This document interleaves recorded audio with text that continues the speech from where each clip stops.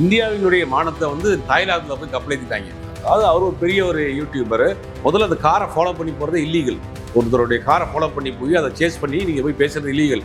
நாட்டு சட்ட திட்டத்தில் மாட்டினாங்கன்னா அரெஸ்ட் பண்ணிருப்பாங்க அவங்க. அதுவே தப்பு. அவன் அரெஸ்ட் பண்ண முட்டாங்கிறது பெரிய விஷயம். அப்போ தாய்லாந்து போனோமா ஜாலியாக என்ஜாய் பண்ணோம், தாய்லாந்து போனோமா மசாஜை போயிட்டு வந்தோமா, ஊருக்கு வந்து சேருங்கடா, ஏன்டா போய் இன்னும் வேற பசங்களா இங்கே உள்ள ஜெயிலாம் வந்துடலாம். தாய்லாந்து ஜெயிலாம் பெரம்பால் அடிப்பாங்களாம். பெரம்பால் அடிச்சானே தாங்குவாங்களா? இந்த மாதிரி தான் இருக்காங்க. இவங்க வச்சுதான் தமிழ்நாட்டில் ஒரு ஆட்சி மாற்றத்தை ஏற்படுத்தணும்னு நம்ம தளபதி வீட்டில் படுத்து கிடக்காரு. ஒரு ரிட்டையர்டு ஒரு ஐபிஎஸ் ஆஃபீஸர் இருக்காரு. அவர் தொடர்ந்து இன்ஸ்டாவில் ஃபாலோவா இருப்பாரு, ஆக்டிவா இருப்பாரு. அவர் ஒரு எக்ஸசைஸ் பண்ணி வீடியோலாம் போடுறாரு. அவர் கீழே போய் கமெண்ட் போட்டுருக்காரு, ரிட்டையர்டு ஐபிஎஸ் ஆஃபீஸர், மச்சான் என்ன மச்சான் நீங்க சாப்பிட்ற? அவர் திருப்பி கமெண்ட் போடுறாரு, நீங்க யாரா நீங்கலாம்? அந்த அளவுக்கு இவங்க யாரு? அவர் ஒரு ரிட்டையர்டு ஐபிஎஸ் ஆஃபீஸர். அந்த மாதிரி யாரும் எதுவும் தெரிய மாட்டேங்குது. தொடர்ந்து இந்த மாதிரியான தாக்குதல்ங்கிறது ஒரு எல்லைமை போறாங்க, ஒரு அநாகரிகமான விஷயமா இருக்கு. இதுல என்னன்னா அந்த பெரிய தற்கொலை இந்த சின்ன தற்கொலைகளை என்கரேஜ் பண்ணுது. நீங்க எல்லாம் வாரியர்ஸ், இது தற்கொலைத்தனம், இதைத்தான் தற்கொலைன்றாங்க.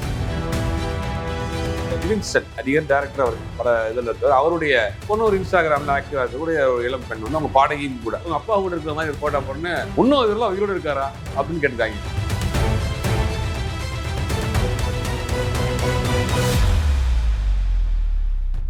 அரசியல் களம் நேயர்களுக்கு வணக்கம். இன்றைக்கு நம்ம நேர்காணலுக்காக ஜேர்னலிஸ்ட் சுபைர் அவர்கள் நம்மோடு இருந்திருக்கிறார். அவரோடு பேசலாம். வணக்கம். வணக்கம். உலகம் அறிந்த யூடியூபர் ஸ்பீடு, அவர் நேற்று ஒரு வீடியோவில் பார்த்தீங்கன்னா போயிட்டு இருக்காரு. தாய்லாந்தில் ஏதோ ஒரு நிகழ்ச்சியில் கலந்துக்கிறதுக்காக அவர் காரை ஃபாலோ பண்ணிய வாரியர்ஸ் பார்த்தீங்கன்னா டிவிகேன்னு கத்துறாங்க. தளபதி விஜய்ன்னு சொன்னா கூட பரவாயில்ல, இந்தியாவோட சிஎம் தளபதி அப்படின்னு சொன்னோன்னே அவன் ஷாக்காகி ஏதோ திட்டலாம் செய்யறாரு. அந்த வீடியோ எனக்கு ட்ரெண்டிங் ஆனது. இன்னைக்கு பார்த்தீங்கன்னா லிவிங்ஸ்டன் அவருடைய மகள் ஜோவிட்டா லிவிங்ஸ்டன் அவங்க ஒரு போஸ்ட் ஏதோ போடும்போது அதில் பார்த்தீங்கன்னா அவங்க அப்பா இன்னும் உயிரோட தான் இருக்காரா அப்படின்னு சொல்லிட்டு ஏதோ வாரியர் கேட்டிருக்காரு. அதுக்கு வந்து நீ கூட வந்து கரூர் சம்பவத்தில் செத்துட்டா நினைச்சேன் நீயும் குடும்பமோ அப்படின்னு சொல்லிட்டு அவங்களும் பதிலடி கொடுத்ததும் ட்ரெண்ட் ஆகிட்டு இருக்கு இல்லையா? தொடர்ச்சியா அந்த வாரியர்ஸ் ஒரு நடவடிக்கைகளை நீங்க எப்படி பாக்குறீங்க? என்ன பெரிய வாரியர்ஸ், தற்கொலை பயல்கள் பண்ற அக்குறமும் பெரிய அநியாயமா இருக்கு. அது சோசியல் மீடியாவில் போய் ரொம்ப பண்ணிட்டு இருந்தாங்க. இப்போ நேரடியாக போய் இந்தியாவினுடைய மானத்தை வந்து தாய்லாந்துல போய் கப்பலேத்திட்டாங்க. அதாவது அவர் ஒரு பெரிய ஒரு யூடியூபர். முதல்ல அந்த காரை ஃபாலோ பண்ணி போறது இல்லீகல். ஒருத்தருடைய காரை ஃபாலோ பண்ணி போய் அதை சேஸ் பண்ணி நீங்க போய் பேசுறது இல்லீகல். அது நாட்டு சட்ட திட்டத்தில் மாட்டினாங்கன்னா அரெஸ்ட் பண்ணிருப்பாங்க அவங்க. அதுவே தப்பு. அவன் அரெஸ்ட் பண்ண முட்டாங்கிறது பெரிய விஷயம். அப்போ தாய்லாந்து போனோமா ஜாலியா என்ஜாய் பண்ணோமா, தாய்லாந்து போனோமா மசாஜை போயிட்டு வந்தோமா, ஊருக்கு வந்து சேருங்கடா, ஏன்டா போய் இன்னும் வேற பசங்களா? இங்க உள்ள ஜெயிலாம் வந்துடலாம். தாய்லாந்து ஜெயிலாம் பெரம்பால் அடிப்பாங்களாம். பெரம்பால் அடிச்சானே தாங்குவாங்களா? இந்த மாதிரிதான் இருக்காங்க. இவங்க வச்சுதான் தமிழ்நாட்டில் ஒரு ஆட்சி மாற்றத்தை ஏற்படுத்தணும்னு நம்ம தளபதி வீட்டில் படுத்து கிடக்காரு. எப்படியாவது நம்ம இந்த வாரியர்ஸை வச்சு தமிழ்நாட்டில் ஒரு ஆட்சி மாற்றத்தை ஏற்படுத்திடுவோம். எப்படி எந்த வாரியர்ஸு? ஸ்பீடுன்னு ஒரு யூடியூபர் வந்து ஃபாலோ பண்ணி போய் அவர்கிட்ட வந்து சீஃப் மினிஸ்டர் ஆஃப் இந்தியான்றாங்க. சீஃப் மினிஸ்டர் ஆஃப் இந்தியான்னா அவன் கூகுளில் போய் சர்ச் பண்ணி பார்த்தானா கார் துப்பிடுவான். ஏன்னா இப்படி ஒரு பதவி இல்லையாடா, முட்டா போயிடலான்னு கேட்டு போயிடுவாங்க. அப்போ அதை வந்து அங்கே ஒரு பண்ணுறாங்க. அப்புறம் இன்னொன்று சோசியல் மீடியாவில் பார்த்தீங்கன்னா எல்லை மீறி போகிறாங்க. இப்போ விஜய் பற்றின ஒரு கருத்தை பதிவு பண்ணுறப்ப, விஜய் பற்றின ஒரு கேள்விகளை கேட்குறப்ப கீழே வந்து என்ன செய்யறாங்க அப்படின்னா ரொம்ப ஆபாசமான வார்த்தைகள். அது குறிப்பாக அந்த இன்ஸ்டாகிராமில் படிக்க முடியாத அளவுக்கு வாசகங்கள். அது வந்து யாரையும் வந்து இதெல்லாம் பார்க்கல. ஒரு ரிட்டையர்டு ஒரு ஐபிஎஸ் ஆஃபீஸர் இருக்காரு. அவர் தொடர்ந்து இன்ஸ்டாவில் ஃபாலோவா இருப்பாரு, ஆக்டிவா இருப்பாரு. அவர் ஒரு எக்ஸசைஸ் பண்ணி வீடியோலாம் போடுறாரு. அவர் கீழே போய் கமெண்ட் போட்டுருக்காங்க, ரிட்டையர்டு ஐபிஎஸ் ஆஃபீஸர், மச்சான் என்ன மச்சான் நீங்க சாப்பிட்ற அப்படின்னு. அவர் திருப்பி கமெண்ட் போடுறாரு, நீங்க யாரா நீங்கலாம் அப்படின்னு. அந்த அளவுக்கு இவங்க யாரு? அவர் ஒரு ரிட்டையர்டு ஐபிஎஸ் ஆஃபீஸர். அந்த மாதிரி யாரும் எதுவும் தெரிய மாட்டேங்குது. தொடர்ந்து இந்த மாதிரியான தாக்குதல்ங்கிறது ஒரு எல்லைமை போறாங்க, ஒரு அநாகரிகமான விஷயமா இருக்கு. இதுல என்னன்னா அந்த பெரிய தற்கொலை இந்த சின்ன தற்கொலைகளை என்கரேஜ் பண்ணுது. நீங்க எல்லாம் வாரியர்ஸ், இது தற்கொலைத்தனம், இது இதைத்தான் தற்கொலைன்றாங்க. இது அந்த தற்கொலை என்ன பண்ணிருக்கணும், கூட்டு வான் பண்ணிருக்கணும்ப்பா. நீங்க சோசியல் மீடியாவில் கண்ணியமானதுக்கு அப்புறம் பெண்களை வந்து இது பண்ணக்கூடாது. ஏற்கனவே அந்த பொண்ணு அங்கே கட்சியிலேருந்து வெளியில் போன ஒரு பொண்ணு கூட தான் சொல்லிச்சு, இதெல்லாம் வந்து விஜய் நான் வந்து கேட்க மாட்டாரா, இதெல்லாம் விஜய் நான் அவங்களை கண்டிச்சு வைக்க மாட்டாரா அப்படின்னு அந்த பொண்ணே ஓப்பனா சொல்லிச்சு. அவங்கள போய் வாரியர்னா அவங்க ஏற்கனவே வந்து வாரியர்னா ஏறிட்டாங்க அவங்க மேலே.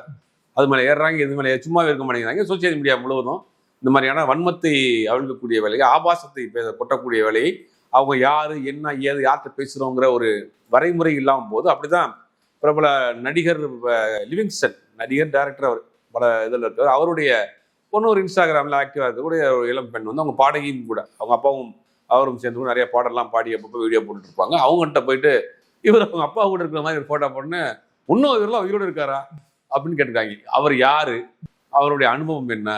அவர் பேசிக்காக வந்து பாக்யராஜ்யத்தை உதவியாளராக இருந்தவர். அப்புறம் வந்துட்டு நடிகராக வந்தவர், அப்புறம் வந்து டைரக்டராக இருந்தவர், இவ்வளோ நிறைய படங்களில் ஹீரோவாக நடித்தவர். அவங்கெல்லாம் இவருடைய காலகட்டங்களில் அவன் பிறந்திருக்கவே மாட்டாங்க. போய் அதை வந்து யார்கிட்ட என்ன கேட்குறோம் அப்படிங்கிறது தெரியாமல் அதை வந்து போட்டு அந்த பொண்ணை திருப்பி ரிப்ளை பண்ணி அது ஒரு பெரிய சர்ச்சையாச்சு. இவங்களை வச்சுக்கிட்டு தான் இவர் வந்து தமிழ்நாட்டினுடைய ஆட்சி அதிகாரத்தை பிடிச்சிடணும், ஆட்சி மாற்றத்தை உண்டு பண்ணிடணும், டிவிக்கு டிஎம்கே அப்படின்னு ஏற்ற இறக்கத்தோடு இவர் பேசுகிறார். யாரை? இந்த காரை சேஸ் பண்ணிட்டு போனவங்க, சோசியல் மீடியாவில் சண்டை போடுறவங்க, இவங்களை வச்சுக்கிட்டு தான் பண்ணணும்னு நினைக்கிறாரு. இதைத்தான் நம்ம ஆபத்தான அரசியல்ன்றோம். ஒரு புரிதல் இல்லாத, பக்குவப்படாத ஒரு கூட்டத்தை வைத்துக்கொண்டு ஆட்சி அதிகாரத்தை பிடிக்கணும்னு நினைக்கிறது வந்து ஒரு சிறுபிள்ளை கையில் கூர்மையான ஒரு ஆயுதத்தை கொடுக்குற மாதிரி. அதுக்களும் பாதுகாப்பு கிடையாது, சுற்றி இருக்கவங்களும் பாதுகாப்பு கிடையாது.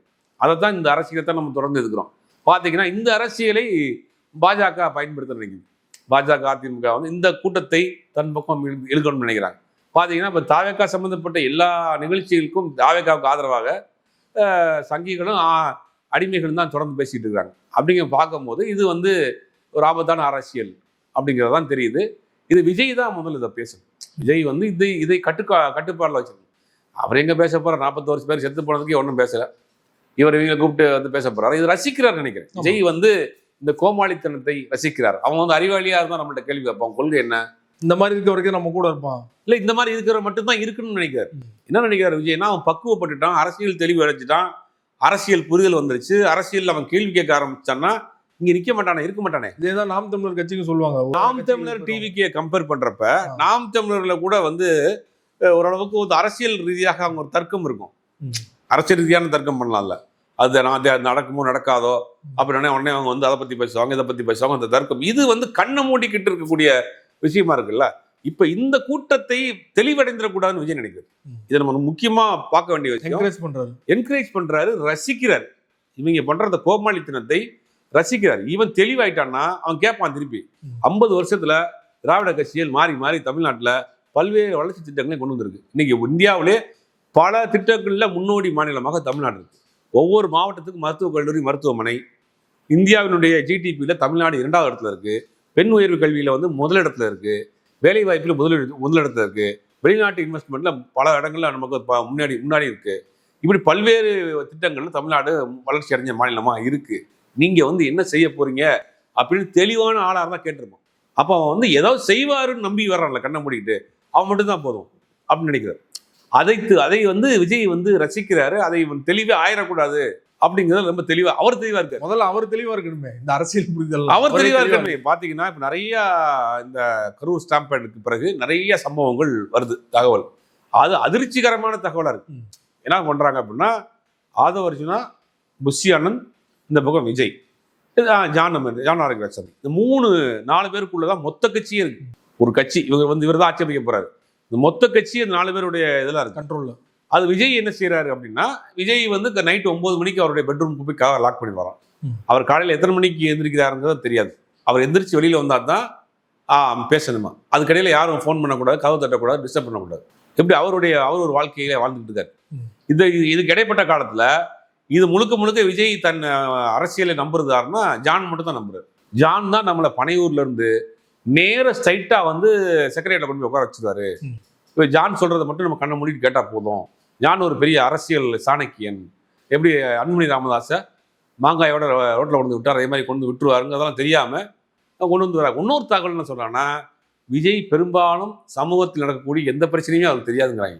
அதுதான் ஆச்சரியமா இருக்கு. சோசியல் மீடியாவில் வர செய்திகளாக இருக்கட்டும், மேலோட்டமா பத்திரிகை படிப்பாரு போல, மற்றபடி பெருசா அதில் ஆக்டிவா இல்லை. நைட்டு 10-11 மணிக்கு ஏதாவது செய்தி வந்தா கூட அவர் தெரியாது. காலையில் எழுந்து பார்த்தா தான் தெரியும் போல. காலையில் எழுந்து பார்த்தா தெரியும். நைட்டு 10 மணிக்கு காலைல 10 மணிக்கு மேலே தான் எந்திரிப்பாருன்றாங்களே. 10 மணிக்கு மேலே தான் காலையில் எந்திரிப்பாரான். அப்போ நைட்டு என்ன நடந்தாலும் அவருக்கு தெரியாது, என்ன செய்யறாருன்னு தெரியல. அது ஒரு முறை கூட நம்ம அந்த கட்சியுடைய கொள்கை பரப்பு சொன்னார், 3 மணி நேரம் மேலே மோட்டை பார்த்துட்டு உட்காந்துருப்பாரு. அப்படி ஒரு ஆற்றல் மிக்க ஒரு தலைவர், ராஜ்மோகன், பிரபல பட்டிமன்ற பேச்சாளர். இந்த கட்சியில தான் இருக்காரா? கட்சியில இருக்கிறாரா, எங்க பதுங்கி இருக்கிறாரான்னு தெரியல. அவர் ஒரு பேட்டியில சொல்றாரு, விஜய் வந்து 3 மணி நேரம் வந்து ஒரே இடத்துல உட்கார்ந்த இடத்துல மேல பார்த்துக்கிட்டே இருப்பாரு. இதுக்கு என்ன நோயின்னு தெரியலையே, இதுக்கு வேற மாதிரிலாம் சொல்லுவாங்க. அவர் என்ன சொல்ல வந்தாரு? அந்த மாதிரி ஒரு ஜென் மனநிலையில் இருக்காரு. அப்படி ஒரு ஞானி அவரு அப்படின்னு சொல்றாரு. இவர் சொல்றாரு, விஜய் பாராட்டுறதுக்காக சொன்னாரா, கலாய்க்கிறதுக்காக சொன்னாரான்னு தெரியல. அதையும் வச்சு ஓட்டிட்டு இருக்காங்க. இப்ப என்னன்னா, விஜய் வந்து 9 மணிக்குள்ள போயிடுறாரு. விஜய் முழுவதுமாக நம்புறது இவர் தான் நம்புறாரு, ஜான் தான் நம்புறாரு. இப்ப புஷியை வந்து அந்த சம்பவத்துக்கு பிறகு, கரூர் ஸ்டாம்பேடுக்கு பிறகு புஷியை ஓரங்கட்ட வேலையை பார்க்குறாங்க. அதை ஜானும் பண்றாரு, ஆதவும் பண்றாரு. ஏன்னா ஒட்டுமொத்தமா அந்த கண்ட்ரோல் வந்து புஷிட்ட தான் இருக்கு. ஆமா, அந்த வாரியர்ஸா இருக்கட்டும், ரசிகரா மாவட்ட இருக்கட்டும், செயலாளர் எல்லாருமே புஷி தான் இருக்கு. அப்ப புஷி ஒரு விஷயத்தை நீங்க வந்து கன்வே பண்றாருன்னா புஷி மூலியமா தான் கன்வே பண்ணணும். புஷி சொன்னா தான் அவங்க கேட்கறாங்க. அப்ப அதை வந்து என்னன்னா அதை முதல்ல கட் பண்ணணும் அப்படின்றப்ப விஜய் தரப்புல வந்து விஜய்கிட்ட வந்து இது மாதிரி புஷி ஆர்கனைஸ் பண்ணது தப்பு, பார்த்தீங்கன்னா அந்த இடத்துல புஷி இருந்திருக்கணும், இவர் போய் தலைமறைவாயிட்டாரு, அதனால வந்து அப்படின்ற மாதிரி அவரை வந்து போட்டு கொடுத்து அவர் மிகப்பெரிய ஒரு மன அழுத்தத்தில் மன வேதனை இருந்திருக்காரு. சமீபத்தில் சந்திச்ச ஒரு முக்கியமான வாரியர்ஸ் மனம் விட்டு பேசி அழுதுருக்காரு அப்படின்ற ஒரு தகவல் சொல்றாங்க. மிகப்பெரிய அதாவது மனம் வந்து போய் அவர் பேசியிருக்காரு. விஜய் வந்து கிழிச்சிட்டாரு விஜய் அப்படிலாம் வந்து வீடியோ எல்லாம் பார்த்தேன். வீடியோ இல்ல அது கிழிச்சிட்டாரா கிழிக்காம விட்டாராங்கிறதுலாம் தெரியல. ஆனா வந்து 4 மணி நேரம் விஜய் கிழித்த 4 மணி நேரம் புஷியை கிழித்த விஜய்லாம் ஒரு மன வருத்தத்தில் இருக்கார். மிகப்பெரிய மன அழுத்தத்தில் மன வருத்தத்தில் நம்ம இத்தனை வருஷமா மன்றத்துல இருந்து நம்மளை தூக்கி போட்டாங்களே, விஜய் தளபதி நான் சொல்றது எதுவுமே கேட்க மாட்டேங்கிறாரே அப்படிங்கிற அவருக்கு ஒரு வருத்தம் இருக்கு. அது வந்து இந்த பக்கம் பார்த்தீங்கன்னா ஆதவர்ஜுனா பொறுத்த வரைக்கும் இந்த கரூர் சம்பவத்துக்கு பிறகு பல்வேறு நெருக்கடிகள் ஆதவர்ஜுனா செலவுலாம் அவர் தான் பண்றாரு. முழு செலவும் அவர் தான். சார்ட்டர் ஃபிளைட் எடுத்துட்டு போனது, டெல்லியில போய் சுப்ரீம் கோர்ட் அட்வொகேட்டை வச்சு 20 லட்ச ரூபா கொடுத்தது முதல் கூட அவர் தான். எல்லாமே அவர் தான், எல்லாமே அவர் தான். அப்ப என்ன பண்றாரு, நம்ம ஒரு பெரிய அளவில் இன்வெஸ்ட் பண்ணிட்டு இருக்கிறோம், ஆனா நம்ம கூட நினைச்சா இம்மிடியா கான்டாக்ட் பண்ண முடியல. இன்னொரு கூடுதல் தகவல்னா அவங்க அம்மாவோ அப்பாவோ கூட விஜய் கூட நினைச்ச நேரத்தில் தொடர்பு கொள்ள முடியாது, நினைச்ச நேரத்தில் அவங்க அப்பா அம்மா கூட பேசிட முடியாது. இந்த நிலைமையில தான் விஜய் இருக்கிறாரு. இந்த இப்படி ஒரு குழப்பம் போயிட்டு இருக்கு. இது கட்சிக்குள்ள மேல. இதுக்கிடையில மாவட்ட செயலர் போட்டுப்பான் நிர்வாகிகள் எல்லாமே சைலண்ட் மோடு போயிட்டான். எல்லாருமே வந்து கட்சி கை காசை மட்டும் செலவழிக்கிறான். ஒரு கட்சி அந்த கட்சியுடைய ஒரு மாவட்ட செயலாளருடைய அப்பா சொல்றாரு, அவர் நம்மள்ட்ட தெரிஞ்சவர்கிட்ட சொல்றாரு, நான் கூட இருக்கிறேன், என்னங்க காலையில் வீட்டை விட்டு கிளம்புறப்போ ஒரு 10,000 எடுத்துட்டு போறாங்க, ஒரு 3-4 பேரை கூடுக்குறான், கேமரா எடுத்து வீடியோ போட்டுட்டே இருக்கிறான், இந்த கட்சி ஜெயிக்குமா என்னன்னு தெரியாது, இதுக்கு எல்லாருடைய பகையாளி அவர் ஆகிக்கிற வேண்டியதா இருக்கு, நமக்கு நில போல சொத்து பத்தெல்லாம் இருக்கு, வேணாலும் நம்மளுக்கு செக்கலாயிரும் போல, பெட்ரோல் பங்க்லாம் அவர் வச்சிருக்கோங்க, மத்திய அரசு தான் என்னங்க பண்றது அப்படிங்கிற மாதிரி அவர் புலம்ப ஆரம்பிக்கிறார். இப்போ இந்த சம்பவத்துக்கு பிறகு அவங்க எல்லாம் சைலண்ட் ஆயிட்டாங்க. அவங்க குடும்பத்தில் இருக்கக்கூடிய ஆட்கள் நெருக்கடி கொடுக்காங்க, இந்த கட்சி வருமா வரான்னு தெரியாது, ஏற்கனவே 41 பேர் செத்து பண்ண பிறகு ஓடி போயிட்டாரு, இவர் நம்பி நீங்க பின்னாடி போறீங்க, அப்புறம் குடும்பத்தில் இருக்க ஆட்கள் அட்வைஸ் பண்ண பிறகு போட்ட மாவட்ட செயலாளர் பாதி பேர் அப்படியே சைலண்ட் ஆயிட்டாங்க. ஏன்னா வந்து பிஜேபி உள்ள வருது, பிஜேபி ஆட்கள் பேசுறாங்க, அதிமுக ஆட்கள் பேசுறாங்க போது கொஞ்சம் விஷயம் தெரிஞ்ச ஆட்கள் பூரா அப்படி பேக் அடிக்கிறாங்க. இப்போ கட்சி வந்து சைலண்ட் மோட்ல போய் கிட்டத்தட்ட 1 மாசத்துக்கு மேலே ஆச்சு, ஆக்டிவாவே இல்லை. அது எவன் இருக்கிறான் எவன் வெளியே போக போறாங்கிறது இல்லை, பலர் வெளியேறதுக்கு உண்டான ஏற்பாடுகள் நடக்கிறதாக சொல்றாங்க. அதனாலதான் விஜய் அமைதிக்கு காரணம் கூட அது ஒண்ணு. ஆமா, விஜய் ஒட்டுமொத்தமாக கட்சிக்குள் ஏகப்பட்ட குழப்பம். ஒரு குரூப் என்ன பண்றாங்கன்னா, ஜானுடைய தூண்டுதல் பிரகாரம் புஷியை வந்து எப்படியாவது கழட்டி விட்டுருவோம். ஏற்கனவே ஒரு ஆடியோ வந்துருச்சு. இப்போ வந்து ஹேஷ்டேக் போட்டு விளாண்டுட்டு இருக்காங்க, get out Bussy, get lost Bussy அப்படிங்கிற மாதிரிலாம் ஹேஷ்டேக் போட்டு அதனால துரத்துற வேலையே பண்றாங்க. ஒட்டுமொத்தமாக கட்சி ஒரு பெரும் குழப்பத்தில் இருக்கு. இது கட்சிக்குள்ள நடக்கக்கூடிய பிரச்சனை, கூட்டணி சம்பந்தமான பிரச்சனை, அது பெரிய பிரச்சனை போயிட்டு இருக்கு. ஒரு பக்கம் அதிமுக பாஜகக்குள்ள வந்தே ஆகணும் அப்படின்னு அவங்க நெருக்கடியை கொடுக்க ஆரம்பிச்சாங்க. ஆல்மோஸ்ட் அவங்க கண்ட்ரோல் எடுத்துட்டாங்க. ஏன்னா 2வது கண்ட்ரோல் எடுத்ததுக்குலாம் பெரிய சூழ்ச்சியெல்லாம் தேவையில்லை, பெரிய சூட்சமெல்லாம் தேவையில்லை. இந்த கட்சியே வந்து பாஜக சொல்லி ஆரம்பிக்கப்பட்ட ஒரு கட்சி. இன்னைக்கு இந்தியாவில் இருக்கக்கூடிய பெரும்பாலான மாநிலங்களே பாஜக தன் கட்டுப்பாட்டில் வச்சிருச்சு. விரல் விட்டு எண்ணக்கூடிய மாநிலங்கள் மட்டும்தான் பாஜக ஆளாத மாநிலங்கள். அதுல ஒரு மாநிலம் தமிழ்நாடு. தமிழ்நாட்டுக்கு நேரடியாக வந்து கால் பதிக்க முடியாமல் என்ன பண்ணுவாங்கன்னா, எதிராளிகளுக்கு போகக்கூடிய ஓட்டுகளை பிரிக்கக்கூடிய வேலையை ஒவ்வொரு மாநிலத்திலையும் ஒரு ஆளை வச்சுருவாங்க. யூபியில் மாயாவதி, ஓவைசி அந்த மாதிரி ஆட்களை வச்சு பண்ணுவாங்க. தமிழ்நாட்டில் ரஜினிகாந்தை வச்சு பண்ண ட்ரை பண்ணாங்க, கமல்ஹாசனை வச்சு ட்ரை பண்ணாங்க. கமல்ஹாசனுடைய முயற்சி தான் 2021 தேர்தலில் கொங்கு பகுதிகளில் திமுக படுதோல்வி அடைந்ததுக்கு காரணம் கமல் பிரித்த ஓட்டு தான். பெருமளவில் பிரித்து விட்டார். அந்த பகுதியிலிருந்து தான் பாஜக 4 MP எம்எல்ஏ போயிருப்பாங்க. பார்த்தீங்கன்னா வானதி சீனிவாசன், அப்போ ஒரு அதெல்லாம் 4 பேர், ஒரு டாக்டர் ஒருத்தவங்க 4 பேர் போனதுக்கு காரணம் பெரும்பாலும் அந்த பக்கம் நயனானந்தன் விட்டுருங்க, நயனானந்தன் தனிப்பட்ட செல்வா அந்த பக்கம் விட்டுருங்க, 2 பேர் இந்த பக்கம் ஜெயிச்சதுக்கு காரணமே வந்து கமல்ஹாசன் பிரிச்ச ஓட்டு தான். அப்போ இந்த முறையும் கமல்ஹாசனோட ஒரு எங்கா இருக்கிறாரு, அப்போ இவர் ஒரு ஓட்டை பிரிக்கணும் அப்படின்னா இவருக்கு ஒரு அசைன்மெண்ட் கொடுக்கப்படுது, நீங்க கட்சி ஆரம்பிங்க, நீங்க ஓட்டுகளை பிரிங்க, தேர்தல் சந்திங்கன்னு. இவருக்கு கொடுக்கப்பட்ட அசைன்மெண்ட் 2024 நாடாளுமன்ற தேர்தல். அப்பயே நம்ம வந்து ஒரு வீடியோ போட்டிருந்தோம், பார்த்துருப்பீங்க. 10 தொகுதியில் விஜய் களமிறங்குறார் அப்படின்னு பேசியிருந்தோம். அப்போ வந்து என்னன்னா கொஞ்சம் அந்த படத்தினுடைய ஷூட்டிங்லாம் இருந்துச்சு. இந்த ஜனநாயகனுடைய கமிட்மெண்ட்டு, கோட் படத்தினுடைய ஃபைனல்லாம் நடந்ததுனால அந்த படத்தில் அந்த எலெக்ஷனில் அவர் வந்து முடியாதுட்டார். அப்புறம் இந்த தேர்தலில் நீங்கள் நேரடியாக களத்துக்கு இறங்குங்கன்னு சொன்ன பிறகு அவர் கொடுக்கப்பட்ட அரசியல் களம் அப்படிங்கிறது தலித், இஸ்லாமியர்கள், கிறிஸ்தவர்களுடைய களம் தான். ஓட்ட பிரிக்கணும். ஓட்ட பிரிக்கணும். இவர் விஜயும் அந்த கலந்து பண்ணுவார். பெரியாரை போட்டோ மாட்டிக்குவார், அம்பேத்கரை மாட்டிக்குவார், ஒரு புர்கா போட்ட ஒரு பொண்ணை பக்கத்தை வச்சுக்குவார், நோம்பு கஞ்சி குடிப்பார். பார்த்தீங்கன்னா அந்த அக்போட எடுத்து கேஸ் போடுவார். மற்ற விஷயத்துல ஏன் குரல் கொடுக்க மாட்டேங்கிறீங்க? ஏன் மற்ற சாதிகளில் மத தலைவர்கள் உங்களுக்கு இல்லையா? ஏன் இவங்களை மட்டும் கொள்கை தலைவராக வச்சிருக்கீங்க? மற்ற யாரும் சுதந்திர போடுறது ஐயா கிடையாதா? அப்போ இந்த அரசியல் வருதான், இந்த அரசியலுக்குள்ள நிற்க வச்சு ஓட்டை பிரிக்கணும். இப்போ இந்த கரூர் சம்பவத்துக்கு அப்புறம் கூட வந்து அவர் கூட்டணிக்கெல்லாம் போக மாட்டாரா? தனிச்சு நின்று தான் வந்து ஓட்ட இல்லை, கரூர் சம்பவத்துக்கு பிறகு இவர் நேரடியாக ஒரு 20-25% பிரிச்சு விடுவாரு. அது குறிப்பா திமுக போட்ட பிரிப்பாருன்றதுதான் பாஜகவுடைய பிளான். கரூர் சம்பவத்துக்கு பிறகு கைமீறி போயிருச்சு. ஒரு கட்டத்துல விஜயே நேரடியாக போய் ஐயா என்னை காப்பாத்துங்க கெஞ்ச ஆரம்பிச்சார். நீங்க தான் சொல்லி ஆரம்பிச்சேன், பட் என்னுடைய கைமீறி போயிருச்சு.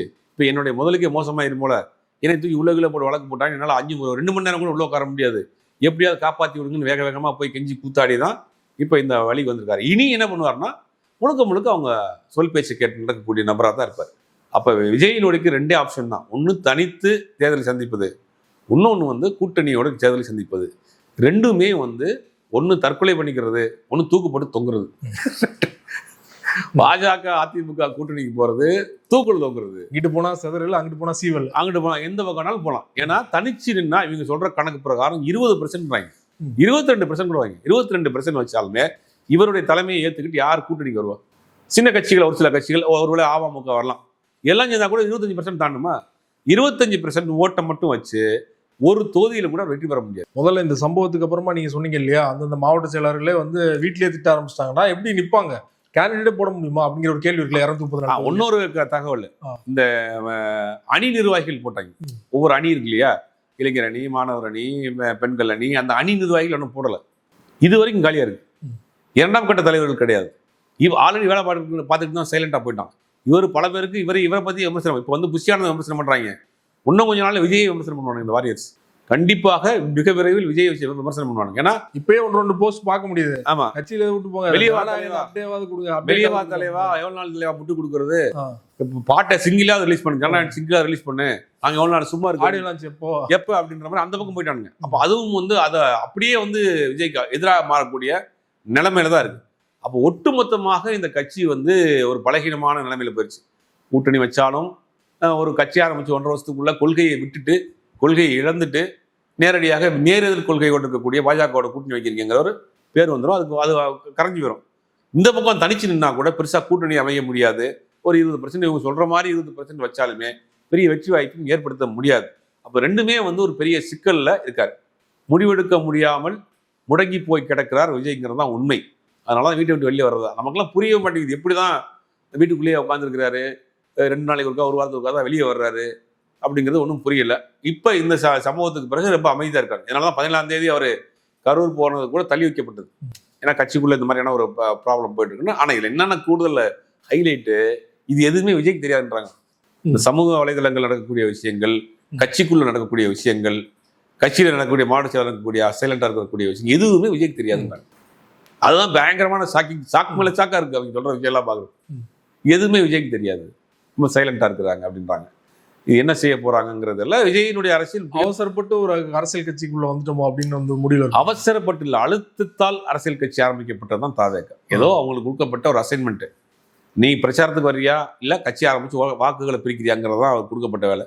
அது நான் கட்சியை ஆரம்பிச்சிடுறேன் அப்படின்னு அவங்க மேல்மட்டம் கொடுக்கப்பட்ட ஒரு, அதற்கு சப்போர்ட்டா அவருடைய தொழில்கள்லாம் கூட அட்வைஸ் கொடுத்துருக்கலாம். நீங்க வந்து கட்சி ஆரம்பிச்சிங்கன்னா நீங்க முதலமைச்சர் ஆகிட்டீங்கன்னா நான் அமைச்சராயிடலாம், கொள்கை பரப்பு செயலாளர் ஆயிடலாம், புஷியானந்த் பாண்டிச்சேரி சிஎம்லாம் கனவு, புஷியானந்த் பாண்டிச்சேரி சிஎம் இருக்கலாம், கூட இருந்தக்கூடிய அந்த நண்பர்கள், தோழர்கள், தோழிகள் எல்லாரும் சொல்லியிருப்பாங்க நம்ம அரசியல் களத்துக்கு வந்துடலாம், நம்மளும் வந்து ஒரு கொள்கை பரப்பு செயலாளர் ஆயிடலாம், நம்ம அமைச்சர்கள், நம்ம ஒரு துணை முதலமைச்சர் ஆயிடலாம், ஜோடியாவே நம்ம வந்து அரசியல் பணி செய்யலாம் அப்படின்னு ஆசையை சொன்ன பிறகு இவர் ஓகே நல்லா இருக்கு இந்த டீலிங் அப்படின்னு ஆரம்பிக்கப்பட்டதுதான் இந்த கட்சி. அதனாலதான் இன்னைக்கு இந்த நிலைமையில வந்து நிற்கிது. அதை பார்க்க போனதான் 41 பேருடைய மரணம். புஷியானந்த் சொன்னீங்க, அதுக்கப்புறம் ஜான் ஆரோக்கியம் சொன்னீங்க, ஆதவர்ஜுனா சொன்னீங்க, இன்னொருத்தர் இருக்காரு அருண்ராஜ். அருண்ராஜ் வந்து சைலண்ட் மோட்ல தான் இருக்காரு. அருண்ராஜ் வந்து அவர் தான் அந்த இதுக்கெல்லாம் போனோம் இல்லையா, கரூருக்குலாம் போய் வந்து பாதித்த மக்களை பார்த்தாங்க. அருண்ராஜ் ஓரளவுக்கு ஜான் கூட மேட்ச் பண்ணி தான் போறாருன்றாங்க. அருண்ராஜ் பெருசா ஒன்றும் முரண்பாடு இல்லை, சைலண்டா தான் இருக்காரு. யாருக்குமே அரசியல் தெரிஞ்சாதானே சண்டை வரும். உங்களுக்கு அரசியல் யாருக்குமே தெரியாது. எனக்கு என் பதவியை ஏன் பிடிக்குன்னு யாரும் கேட்பாங்களா? என்னன்னா இந்த யாருமே அரசியல் அனுபவம் கிடையாது. பதவி என்ன பதவியில் இருக்கிறோம், அந்த பதவியினுடைய வேல்யூ கூட தெரியாது. கொள்கை பரப்பு செயலாளராக போட்டிருக்கணும். கொள்கை பரப்பு செயலாளருடைய வேலை என்னன்னா, கட்சியில் ஒரு பெரும் பிரச்சாரம் பண்ணக்கூடிய ஆட்களை உருவாக்குவது. அவர்கள் தொடர்ந்து அவங்களுக்கு பயிற்சி கூட்டங்கள் போடணும், அவங்கள வந்து ட்ரெயின் பண்ணணும், அதற்கு பிறகு அவங்களை களத்துக்கு அனுப்பணும்.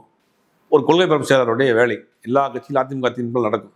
இப்போ கொள்கை பரப்பு செயலாளரே சைலண்ட் மூடுக்கு போயிட்டாரு. அதான பெரிய சிக்கலாக இருக்கு. சிடி நிர்மல்குமார் தலைமறைவாக இருந்தார், ராஜ்பவன் தலைமறைவாக இருக்காரு, லைலாமணி தலைமறைவாக இருக்காரு. இன்னைக்கு வரைக்கும் லைலாமணி போஸ்ட் மட்டும் போட்டுட்டு இருக்கான் அப்பப்போ. இங்க இருந்து கல்லூரி போஸ்ட் மட்டும் போட்டு உள்ள போயிடறாங்க. இன்னைக்கு லைலாமணி கடிக்க ஆரம்பிச்சாங்க வாரியர்ஸ். ஆமா, லைலாமணி வந்து நீ எங்க இருக்கிற, நீ எங்க வெளியே வா தலைவா, தலைவன் தான் வர மாட்டேங்கிற, நீயாவது வாயா அப்படின்னு கூப்பிடுறாங்க. யாருமே வர மாட்டேங்கிறாங்க, எந்த கருத்துக்களையும் சொல்றது இல்ல. இது என்ன அரசியல் தமிழ்நாட்டில் அப்படிங்கிறது ஒரு பெரிய கேள்விக்குறியா தான் இருக்கு. பொறுத்து பார்க்கலாம் விஜய் கட்சி அடுத்த கட்டமா எப்படி போகுதுன்னு. மிக்க நன்றி. நேரத்தை ஒதுக்கி பல்வேறு தகவல்கள் பயன்படுங்க. நன்றி.